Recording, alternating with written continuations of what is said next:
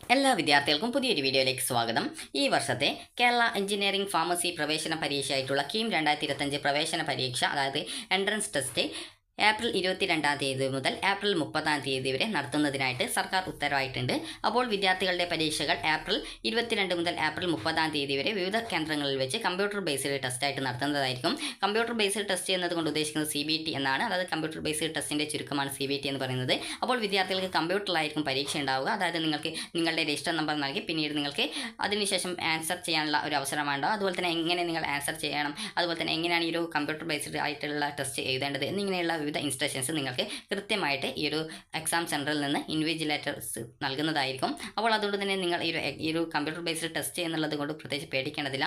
നിങ്ങൾ ചെയ്യേണ്ടത് ഈ ഒരു പരീക്ഷയ്ക്ക് വേണ്ടി നന്നായിട്ട് പ്രിപ്പയർ ചെയ്യുക എന്നുള്ളതാണ്. അത് നന്നായിട്ട് പഠിക്കുക. അതുപോലെ നിങ്ങളെക്കൊണ്ട് പറ്റുന്ന രീതിയിൽ മാക്സിമം നന്നായിട്ട് പഠിക്കുക. കാരണം നല്ലൊരു ഗ്രേഡ് കിട്ടിയാലാണ്, ഗ്രേഡല്ല നല്ലൊരു റാങ്ക് കിട്ടിയാലാണ് നിങ്ങൾക്ക് ഈ ഒരു അഡ്മിഷൻ നേടുന്നതിനായിട്ടുള്ള ഈ ഒരു റാങ്ക് ലിസ്റ്റിലൊക്കെ നിങ്ങൾക്ക്, അതായത് നല്ലൊരു മാർക്ക് കിട്ടിയാലാണ് നിങ്ങൾക്ക് നല്ലൊരു റാങ്കിലേക്ക് നിങ്ങൾക്ക് മാറാനായിട്ട് സാധിക്കത്തുള്ളൂ. നല്ലൊരു റാങ്ക് കിട്ടിയിട്ടില്ല, നിങ്ങൾ ഏറ്റവും ലാസ്റ്റ് റാങ്കിലൊക്കെ ആണെങ്കിൽ നിങ്ങൾക്ക് അഡ്മിഷൻ കിട്ടാനൊക്കെ കുറച്ച് ബുദ്ധിമുട്ടുണ്ടാകും. അപ്പോൾ അതുകൊണ്ട് തന്നെ നിങ്ങൾ ശ്രദ്ധിക്കേണ്ടത് കുറച്ച് നന്നായിട്ട് പഠിക്കുക. അപ്പോൾ ഈ ഒരു കമ്പ്യൂട്ടർ ബേസ്ഡ് ടെസ്റ്റ്, അതായത് CBT എക്സാം എന്ന് പറയുന്നത് എന്താണ് എന്ന് പറയാം. CBT എന്ന് പറയുമ്പോൾ നിങ്ങൾക്ക് മുൻ വർഷങ്ങളിലൊക്കെ നിങ്ങൾക്ക് മൾട്ടിപ്പിൾ ചോയ്സ് ക്വസ്റ്റ്യൻസ് ആയിട്ട്, അതായത് ഈ ഒരു കഴിഞ്ഞ വർഷത്തിന് മുമ്പൊക്കെ നിങ്ങൾക്ക് ഈ ഒരു ക്വസ്റ്റ്യൻ ബുക്ക്ലെറ്റ് തരും. അതുപോലെ തന്നെ ഒരു ആൻസർ ചെയ്യാനായിട്ട് OMR ഷീറ്റ് തരും. അപ്പോൾ ആ ഒരു OMR ഷീറ്റ് എന്ന് പറയുമ്പോൾ അതിൽ ക്വസ്റ്റ്യൻസിൻ്റെ, അതായത് ഓരോ നമ്പർ നേരെയും ഇതേ രീതിയിൽ നിങ്ങൾക്ക്, അതായത് ABCDE എന്ന് പറഞ്ഞുകൊണ്ട് നിങ്ങൾക്ക് ഓരോ ബബിൾ ചെയ്യാനായിട്ട് ഒരു റൗണ്ട് ഉണ്ടാവും. അപ്പോൾ അത് നിങ്ങൾക്ക് ഏതാണ് കറക്റ്റ് ആൻസർ, അതിനനുസരിച്ച് ആ ഒരു ക്വസ്റ്റ്യൻ നമ്പർ നേരെയുള്ള കറക്റ്റ് ആൻസറിൻ്റെ ആ ഒരു ഏത് നമ്പറിൽ, അതായത് ABCDE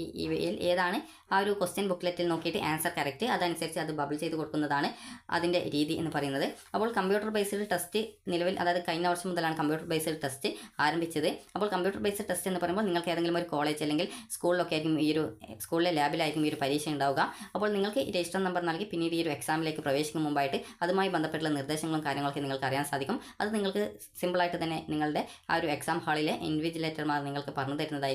അപ്പോൾ വിദ്യാർത്ഥികൾക്ക് ഈ ഒരു രീതിയിൽ, അതായത് നിങ്ങൾക്ക് ഏത് ആൻസറാണോ കറക്റ്റായിട്ട് തോന്നുന്നത്, അത് ക്വസ്റ്റ്യൻസ് വായിക്കുക. അതുപോലെ തന്നെ കറക്റ്റ് ആൻസർ ഏതാണോ അതനുസരിച്ച് നിങ്ങൾ ആ ഒരു ആൻസർ ബബിൾ ചെയ്യുക എന്ന് പറയുമ്പോൾ നിങ്ങൾ ജസ്റ്റ് പെന്നോണ്ട്, അതായത് പേന കൊണ്ട് ബബിൾ ചെയ്യുക എന്നുള്ളതല്ല, മൗസ് കൊണ്ട് ക്ലിക്ക് ചെയ്യുന്ന സമയത്ത് അത് ഓട്ടോമാറ്റിക്കലി ആ ഒരു ആൻസർ സെലക്ട് ചെയ്യപ്പെടും. അപ്പോൾ ഈ ഒരു രീതിയിൽ നിങ്ങൾക്ക് ആ ഒരു എക്സാം എഴുതുന്ന, അതായത് ആ ഒരു സെഷൻസ് ഉണ്ടാകും. അതായത് സെഷൻ എന്ന് പറയുമ്പോൾ അതിൽ ഫിസിക്സ്, കെമിസ്ട്രി, മാത്സ് എന്നിങ്ങനെ 3 സെഷൻസിലായിട്ടായിരിക്കും ക്വസ്റ്റ്യൻസ് ഉണ്ടാവുക. അപ്പോൾ നിങ്ങൾ ചെയ്യുന്ന ആൻസറിൽ നിങ്ങൾ, അതായത് ഈ ഒരു ആൻസർ ചെയ്ത ശേഷം നിങ്ങൾക്ക്, അതായത് അതിൽ നിങ്ങൾക്ക് ഏതൊക്കെ ക്വസ്റ്റ്യൻ നിങ്ങൾ എത്ര ക്വസ്റ്റ്യൻസ് ആൻസർ ചെയ്തിട്ടുണ്ട്, എത്ര ക്വസ്റ്റ്യൻസ് ആൻസർ ചെയ്തിട്ടില്ല എന്നിങ്ങനെയുള്ള ഡീറ്റെയിൽസ് ഒക്കെ നിങ്ങൾക്ക് അറിയാൻ സാധിക്കും. അതുപോലെ തന്നെ തെറ്റുത്തരത്തിന് നെഗറ്റീവ് മാർക്ക് ഉണ്ട്. അതുപോലെ തന്നെ ശരിയുത്തരത്തിന് 4 മാർക്കോളമാണുള്ളത്. അപ്പോൾ അതുകൊണ്ട് 4 1 മാർക്കാണോ എന്നറിയില്ല. അപ്പോൾ ആ ഒരു രീതിയിൽ മാർക്കുണ്ട്. അപ്പോൾ നിങ്ങൾ കൃത്യമായിട്ട് ആൻസർ ചെയ്യാനായിട്ട് ശ്രദ്ധിക്കുക. അതുപോലെ തന്നെ അറിയാത്ത ക്വസ്റ്റ്യൻസ്, അത് നിങ്ങൾക്ക് ഉറപ്പായിട്ടും നിങ്ങൾക്ക് തെറ്റാൻ സാധ്യതയുണ്ട് തോന്നുന്ന ക്വസ്റ്റ്യൻസ് ഒന്നും കൃത്യമായിട്ട്, അതായത് അത് ഒരു 2-3 പ്രാവശ്യമൊക്കെ ചെക്ക് ചെയ്യുക. അതായത് ആദ്യം നിങ്ങൾ അറിയുന്ന ആൻസർ ചെയ്ത ശേഷം പിന്നീട് നിങ്ങൾക്ക് അവസാനം ഫൈനൽ സബ്മിറ്റ് ചെയ്യും മുമ്പായിട്ട് അറിയാതെ ക്വസ്റ്റ്യൻസിൽ ഏതെങ്കിലും ആൻസർ അറിയുന്നതുണ്ടോ എന്നുള്ളത് പരിശോധിച്ച് നിങ്ങൾക്ക് ആ ഒരു ആൻസർ അറിയാമെങ്കിൽ നിങ്ങൾക്ക് ഈ രീതിയിൽ ബബിളെല്ലാം സെലക്ട് ചെയ്ത് കൊടുത്ത് നിങ്ങൾക്ക് ആ ഒരു രീതിയിൽ ആ ഒരു ആൻസർ ചെയ്യാൻ സാധിക്കുന്നതാണ്. പ്രത്യേകം ശ്രദ്ധിക്കേണ്ടത് CBT എക്സാമാണ്. ഇതിന് പ്രത്യേകിച്ച് ടെൻഷനൊന്നും അടിക്കേണ്ടതില്ല. വളരെ സിമ്പിളായിട്ട് തന്നെ ആൻസർ ചെയ്യാൻ പറ്റുന്ന രീതിയാണ് ഈ ഒരു കമ്പ്യൂട്ടർ ബേസ്ഡ് ടെസ്റ്റ് എന്ന് പറയുന്നത്. അതുപോലെ തന്നെ നിങ്ങൾക്ക് ഏതെങ്കിലും ഉത്തരം സെലക്ട് ചെയ്ത് തെറ്റാണെന്ന് തോന്നുകയാണെങ്കിൽ അത് നിങ്ങൾക്ക് മാറ്റിയിട്ട് ശരി ഉത്തരം നിങ്ങൾക്ക് സെലക്ട് ചെയ്യാനുള്ള ഓപ്ഷനുമുണ്ട്. അപ്പോൾ ആ ഒരു കാര്യങ്ങളൊക്കെ നിങ്ങൾ ശ്രദ്ധിക്കുക. ഇതുമായി ബന്ധപ്പെട്ട് നിങ്ങൾക്ക് എന്തെങ്കിലും പരീക്ഷയുമായി ബന്ധപ്പെട്ട എക്സാം ഹാളിൽ നിന്ന് സംശയം തോന്നുകയാണെങ്കിൽ നിങ്ങൾ നിങ്ങളുടെ ആ ഒരു ഹാളിലെ ഇൻവിജിലേറ്റർമാരോട് കാര്യം പറഞ്ഞു കഴിഞ്ഞാൽ നിങ്ങൾക്ക് ആ ഒരു എന്താണ് സംശയം അത് കൃത്യമായിട്ട് പറഞ്ഞു തരുന്നതായിരിക്കും. അതുപോലെ തന്നെ വിദ്യാർത്ഥികൾ ശ്രദ്ധിക്കേണ്ടത്, വിദ്യാർത്ഥികൾ 3 വിഭാഗത്തിലാണ് വിദ്യാർത്ഥികൾ ഈ ഒരു പരീക്ഷ എഴുതുന്നുണ്ടാവുക. ചില വിദ്യാർത്ഥികളാണെങ്കിൽ അതായത് എഞ്ചിനീയറിംഗ് മാത്രമേ നോക്കുന്നുണ്ടാവൂ. ചില വിദ്യാർത്ഥികളാണെങ്കിൽ ഫാർമസി മാത്രം, അത് B.Pharm മാത്രമേ നോക്കുന്നുണ്ടാവുള്ളൂ. ചില വിദ്യാർത്ഥികളാണെങ്കിൽ എഞ്ചിനീയറിംഗ് നോക്കും, അതുപോലെ തന്നെ ഫാർമസി കോഴ്സ് നോക്കും. അപ്പോൾ ഇങ്ങനെയുള്ള വിദ്യാർത്ഥികൾക്ക് 2 തരത്തിലായിരിക്കും പരീക്ഷ ഉണ്ടാവുക. അതായത് എഞ്ചിനീയറിംഗും അതുപോലെ തന്നെ എഞ്ചിനീയറിംഗ് ഫാർമസിയും രണ്ടും ആഗ്രഹിക്കുന്ന, അതായത് ഈ 2 വിഭാഗങ്ങൾക്കായിട്ട് ഒരു എക്സാം ഉണ്ടാവുക. അതായത് രാവിലെയും ഉച്ചയ്ക്ക് ശേഷമൊക്കെ ആയിട്ടാണ് ഈ ഒരു പരീക്ഷ നടത്താറുള്ളത്. എക്സാം സെൻറ്ററിൻ്റെ അവൈലബിലിറ്റി അനുസരിച്ചാണ് നിങ്ങൾക്ക് എക്സാം സെൻറ്റർ എവിടെയാണെന്നുള്ളത് നിശ്ചയിക്കുക.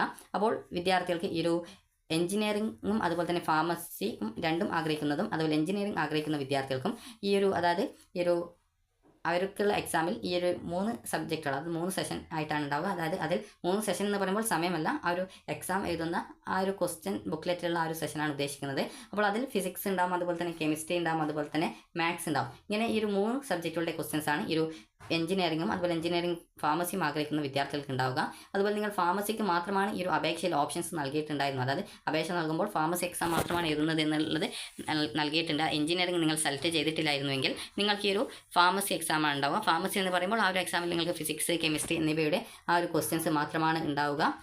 അപ്പോൾ വിദ്യാർത്ഥികൾക്ക് ഈ ഒരു രീതിയിൽ ഫാർമസി മാത്രമാണ് എഴുതുന്നതെങ്കിൽ അതിൽ നിങ്ങൾക്ക് ഫിസിക്സ്, അതുപോലെ തന്നെ കെമിസ്ട്രി എന്നിവയുടെ ക്വസ്റ്റ്യൻസ് മാത്രമാണ് ഉണ്ടാവുക. അതുപോലെ നിങ്ങൾ ഓരോ ക്വസ്റ്റ്യൻസ് ചെയ്യുന്ന സമയത്തും നിങ്ങൾ ആ ഒരു ക്വസ്റ്റ്യൻ, അതായത് ടോട്ടൽ എത്ര ക്വസ്റ്റ്യൻ ആൻസർ ചെയ്തിട്ടുണ്ട്, എത്ര ക്വസ്റ്റ്യൻസിന് ആൻസർ ചെയ്തിട്ടില്ല എന്നിങ്ങനെയുള്ള ഡീറ്റെയിൽസ് ഉണ്ടാകും. അതുപോലെ തന്നെ നിങ്ങൾക്ക് ഏതെങ്കിലും ഡൗട്ട് ഉള്ളതുണ്ടെങ്കിൽ ആ ഒരു രീതിയിലും ഈ ഒരു ആൻസർ ചെയ്യാനുള്ള ഓപ്ഷൻസും കാര്യങ്ങളൊക്കെ ഉണ്ടാകും. അപ്പോൾ നിങ്ങൾ ശ്രദ്ധിക്കേണ്ട കാര്യം എന്ന് പറയുന്നത് നിങ്ങൾക്ക് ഈ ഒരു എഞ്ചിനീയറിംഗും അതുപോലെ തന്നെ ഫാർമസി പരീക്ഷയും, അതായത് എഞ്ചിനീയറിംഗും ഫാർമസിയും രണ്ടും ഈ ഒരു ഓപ്ഷൻ നൽകിയിട്ടുള്ള വിദ്യാർത്ഥികൾ ആണെങ്കിൽ നിങ്ങൾക്ക് അവിടെ, അതായത് ഈ ഒരു എഞ്ചിനീയറിംഗിൻ്റെ ആ ഒരു പരീക്ഷ, അതായത് ഫിസിക്സ്, കെമിസ്ട്രി, മാത്സ് അടങ്ങിയിട്ടുള്ള ആ ഒരു പരീക്ഷയാണ് എഴുതേണ്ടി വരിക. അതേസമയം ഫാർമസി മാത്രമാണ് നിങ്ങൾ ഓപ്ഷൻസ് ആയിട്ട് കൊടുത്തിട്ടുള്ളത്, അപേക്ഷ നൽകുമ്പോൾ ഫാർമസി മാത്രമാണ് കൊടുത്തിട്ടുള്ളതെങ്കിൽ അവരുടെ ഫിസിക്സ്, കെമിസ്ട്രിക്ക് മാത്രമായിട്ട് സെപ്പറേറ്റ് പരീക്ഷ ഉണ്ടാവും. എഞ്ചിനീയറിംഗ്, ഫാർമസിയും ഓപ്ഷൻ കൊടുത്ത വിദ്യാർത്ഥികളാണെങ്കിൽ അവർക്ക് ഈ ഒരു നിങ്ങൾ എഴുതുന്ന ആ ഒരു എഞ്ചിനീയറിംഗ് പരീക്ഷയിലെ ഫിസിക്സ്, കെമിസ്ട്രി എന്നിവയുടെ മാർക്ക് ഈ ഒരു, അതായത് ഫാർമസി റാങ്ക് ലിസ്റ്റ് തയ്യാറാക്കുന്നതിലേക്കായിട്ട് ഉപയോഗിക്കും. അതുപോലെ തന്നെ വിദ്യാർത്ഥികൾ ചോദിക്കുന്ന കാര്യമാണ് medical and medical allied courses. Medical and medical allied കോഴ്സസിലേക്ക് ഈ ഒരു കീം വൈ ഓപ്ഷൻ നൽകിയ വിദ്യാർത്ഥികൾ നീറ്റിന് കൂടി രജിസ്ട്രേഷൻ ചെയ്തിട്ടുണ്ടാകും. അത് സാധാരണ ഈ ഒരു വെബ്സൈറ്റിൽ തന്നെ നിങ്ങൾക്ക് നേരത്തെ ഈ ഒരു അപേക്ഷ സമർപ്പിക്കുന്നതിന് മുമ്പായിട്ട് തന്നെ താഴെയായിട്ട് ആ ഒരു കാര്യങ്ങൾ നൽകിയിട്ടുണ്ടായിരുന്നു. മെഡിക്കൽ ആൻഡ് മെഡിക്കൽ അലൈഡ് കോഴ്സസിലേക്കുള്ള അഡ്മിഷന് നീറ്റിൻ്റെ മാർക്കാണ് പരിഗണിക്കുക. അതായത് നീറ്റ് UG 2025 മാർക്കാണ് പരിഗണിക്കുക. നീറ്റ് UG എക്സാമിനേഷൻ നടന്ന ശേഷം പിന്നീട് അതിൻ്റെ റിസൾട്ട് വന്ന ശേഷം പിന്നീട് നിങ്ങൾക്ക് ഈ ഒരു കീം വെബ്സൈറ്റ് വഴി അതിൻ്റെ മാർക്ക് അപ്ലോഡ് ചെയ്ത് കൊടുക്കാനായിട്ട് പറയും. അപ്പോൾ ആ ഒരു സമയത്ത് മെഡിക്കൽ ആൻഡ് മെഡിക്കൽ അലൈഡ് കോഴ്സസിലേക്ക് അഡ്മിഷൻ കേരളത്തിൽ ആഗ്രഹിക്കുന്ന വിദ്യാർത്ഥികൾ കീമിൻ്റെ വെബ്സൈറ്റിലൂടെ നിങ്ങൾക്ക് ഈ ഒരു നീറ്റ് UG 2025 സ്കോർ നിങ്ങൾക്ക് അപ്ലോഡ് ചെയ്ത് കൊടുക്കാവുന്നതാണ്. അതുപോലെ ആർക്കിടെക്ചർ കോഴ്സിന് അഡ്മിഷൻ ആഗ്രഹിക്കുന്ന വിദ്യാർത്ഥികൾ ആർക്കിടെക്ചർ ഓപ്ഷൻ നൽകിയിട്ടുണ്ടാകും. അപ്പോൾ അങ്ങനെയുള്ള വിദ്യാർത്ഥികൾ നാറ്റ 2025 ആ ഒരു എക്സാം രജിസ്ട്രേഷൻ നിലവിൽ തുടരുന്നുണ്ടോ എന്നറിയില്ല. അപ്പോൾ ആ ഒരു നാറ്റ എക്സാമിനേഷൻ്റെ സ്കോർ നിങ്ങൾ ഇതിൽ അപ്ലോഡ് ചെയ്ത് കൊടുക്കേണ്ടതായിട്ടുണ്ട്. അപ്പോൾ ഇങ്ങനെയാണ് ഈ ഒരു എക്സാം എന്ന് പറയുന്നത്. കീമിൻ്റെ എക്സാമിനേഷനിൽ എഞ്ചിനീയറിംഗും ഫാർമസിയിലേക്കുമാണ് ഈ ഒരു അഡ്മിഷൻ കിട്ടുക. അതുപോലെ തന്നെ നിങ്ങൾക്ക് മെഡിക്കൽ ആൻഡ് മെഡിക്കൽ അലൈഡ് കോഴ്സസിലേക്കുള്ള അഡ്മിഷൻ ആണെങ്കിൽ നിങ്ങൾക്ക് അത് നിങ്ങൾ നീറ്റിൻ്റെ പരീക്ഷ എഴുതി അതിൻ്റെ മാർക്ക് ഇതിൽ ഈ ഒരു വെബ്സൈറ്റിൽ അപ്ലോഡ് ചെയ്ത് കൊടുക്കണം. അതുപോലെ നാറ്റ എക്സാം എഴുതിയിട്ട് ആർക്കിടെക്ചർ അഡ്മിഷൻ ആഗ്രഹിക്കുന്ന വിദ്യാർത്ഥികൾ അതിൻ്റെ മാർക്ക്, നാറ്റ എക്സാമിനേഷൻ്റെ മാർക്ക് ഈ ഒരു വെബ്സൈറ്റിൽ അപ്ലോഡ് ചെയ്ത് കൊടുത്താലാണ് നിങ്ങൾക്ക് ഈ റാങ്ക് ലിസ്റ്റ് തയ്യാറാക്കപ്പെടുകയും നിങ്ങൾക്ക് അഡ്മിഷൻ നേടുകയും ചെയ്യുക. അതുപോലെ തന്നെ വിദ്യാർത്ഥികൾ ചോദിക്കുന്ന കാര്യമാണ്, വിദ്യാർത്ഥികൾ കീമിൻ്റെ പരീക്ഷ എഴുതി അതിൽ നിങ്ങൾ എലിജിബിൾ ആയിട്ടുണ്ട്, എന്നാൽ നിങ്ങൾ ഈ ഒരു +2 പരീക്ഷയിൽ നിങ്ങൾ തോറ്റിട്ടുണ്ട്. അപ്പോൾ അങ്ങനെയെങ്കിൽ അങ്ങനെയുള്ള വിദ്യാർത്ഥികൾ എന്ത് ചെയ്യും എന്നുള്ളത്. അപ്പോൾ നിങ്ങൾ കീമിൻ്റേതിൽ ജയിച്ചിട്ടുണ്ട്, എന്നാൽ നിങ്ങൾ +1 സബ്ജക്റ്റാണ് തോറ്റിട്ടുള്ളത് എന്ന് വിചാരിക്കാം. അപ്പോൾ +1 സബ്ജക്റ്റാണ് തോറ്റുള്ളതെങ്കിൽ +2 ഓൾറെഡി നല്ലൊരു മാർക്ക് ഉണ്ടാവും. അപ്പോൾ ആ ഒരു മാർക്ക് കൂടി, അതായത് നിങ്ങൾക്ക് എലിജിബിൾ ആയിട്ട് ഇത്ര ശതമാനം മാർക്ക് വേണമെന്ന് പറഞ്ഞിട്ടുണ്ടായിരുന്നു. അപ്പോൾ ആ ഒരു മാർക്ക് നിങ്ങൾക്ക്, അതായത് ഈ ഒരു ഫിസിക്സ്, കെമിസ്ട്രി, മാത്സ് അല്ലെങ്കിൽ ഫിസിക്സ്, കെമിസ്ട്രി എന്നിവയ്ക്ക് ടോട്ടൽ കൂട്ടുന്ന സമയത്ത് ഇത്ര ശതമാനം മാർക്ക് 40% 45% ഒക്കെ മാർക്ക് വേണമെന്ന് പറഞ്ഞിട്ടുണ്ടായിരുന്നു. അപ്പോൾ ആ ഒരു മാർക്ക് നിങ്ങൾക്ക് കിട്ടിയിട്ടുണ്ട് എങ്കിൽ, അത് CE മാർക്കും പ്രാക്ടിക്കലിൻ്റെ മാർക്കും എഴുത്ത് പരീക്ഷയുടെ മാർക്കും ടോട്ടൽ +2 കിട്ടിയിട്ടുള്ള മാർക്ക് ഉണ്ട് എങ്കിൽ നിങ്ങൾക്ക് അതിന് എലിജിബിൾ ഉണ്ടാവും. അതേസമയം നിങ്ങൾക്ക് അത് എലിജിബിൾ അല്ലെങ്കിൽ കൂടി നിങ്ങൾ ശ്രദ്ധിക്കേണ്ടത്, നിങ്ങൾക്ക് ഈ ഒരു റാങ്ക് ലിസ്റ്റ് വഴി നിങ്ങൾക്ക് എവിടെയെങ്കിലും അഡ്മിഷൻ കിട്ടുകയാണെങ്കിൽ നിങ്ങൾ +2 സേവർ ഇംപ്രൂവ്മെൻറ്റ് പരീക്ഷ എഴുതി നിങ്ങൾ അതിൽ ക്വാളിഫൈ ആവുകയാണെങ്കിൽ നിങ്ങൾക്ക്, അതായത് അതിൽ നിങ്ങൾ ക്വാളിഫൈ ആവുകയാണെങ്കിൽ നിങ്ങൾക്ക് റാങ്ക് ലിസ്റ്റിലേക്ക് വരികയും പിന്നീട് അഡ്മിഷൻ സമയത്തിന് മുമ്പായിട്ട് തന്നെ നിങ്ങൾ ആ ഒരു +2 യോഗ്യത നേടിയെടുത്താലും മതി. കാരണം മുമ്പ് ഒരു വിദ്യാർത്ഥിക്ക് ആ ഒരു രീതിയിൽ +2 ജയിക്കാത്തത് കാരണം, അതായത് ഫിസിക്സും കെമിസ്ട്രിയും അതുപോലെ തന്നെ മാത്സും ഒക്കെ ജയിച്ചിട്ടുണ്ടായിരുന്നു. അതുപോലെ തന്നെ എഞ്ചിനീയറിംഗിലേക്ക് ആ ഒരു വിദ്യാർത്ഥിക്ക് റാങ്ക് ലിസ്റ്റ് പ്രകാരം, അതായത് ഫിസിക്സിൻ്റെയും കെമിസ്ട്രിയുടെയും മാത്സിൻ്റെയും മാർക്ക് മാത്രമേ നിങ്ങൾ പിന്നീട് അപ്ലോഡ് ചെയ്ത് കൊടുക്കേണ്ടതായിട്ടുള്ളൂ. അപ്പോൾ ആ ഒരു മാർക്ക് മാത്രം അപ്ലോഡ് ചെയ്ത് കൊടുത്ത സമയത്ത് ആ ഒരു വിദ്യാർത്ഥിക്ക് എഞ്ചിനീയറിംഗ് കോളേജിലേക്ക് അഡ്മിഷൻ ലഭിച്ചിട്ടുണ്ടായിരുന്നു. അപ്പോൾ അങ്ങനെ അഡ്മിഷൻ ലഭിച്ച സമയത്ത് ആ ഒരു വിദ്യാർത്ഥി, അതായത് അഡ്മിഷൻ എന്ന് പറയുമ്പോൾ അലോട്ട്മെൻ്റ് ആണ്, അഡ്മിഷൻ അല്ല, അലോട്ട്മെൻറ്റ് കിട്ടിയാലാണ് അഡ്മിഷൻ കിട്ടുക. അപ്പോൾ ഈ ഒരു അലോട്ട്മെൻറ്റ് കിട്ടിയിട്ടുണ്ടായിരുന്നു. അപ്പോൾ ആ ഒരു വിദ്യാർത്ഥി ചോദിച്ച സമയത്ത് ആ ഒരു വിദ്യാർത്ഥിയോട് ഈ ഒരു കോളേജിലെ പ്രിൻസിപ്പാളിനോട്, അതായത് ആ ഒരു കാര്യം പറഞ്ഞു കഴിഞ്ഞാൽ അവർ അവസരം തരുമെന്ന് പറഞ്ഞിട്ടുണ്ടായിരുന്നു. അപ്പോൾ ആ ഒരു രീതിയിൽ കോളേജ്, അതായത് എല്ലാ കോളേജും അവസരം ഈ ഒരു രീതിയിൽ +2 എലിജിബിൾ ആവുന്നതിനായിട്ട് ഒരു അവസരം കൊടുക്കണമെന്നില്ല.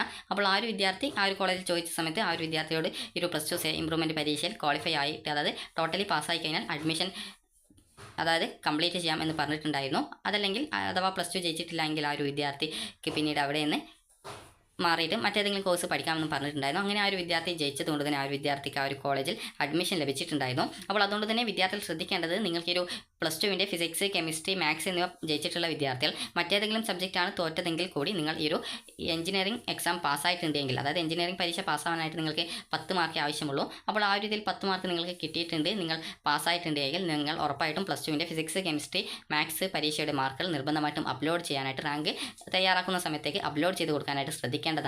അപ്പോൾ വിദ്യാർത്ഥികൾക്ക് ഈ ഒരു വീഡിയോ ഉപകാരപ്രദമായിട്ടുണ്ടെങ്കിൽ ലൈക്ക് ചെയ്യുക, ഷെയർ ചെയ്യുക. Thank you for watching.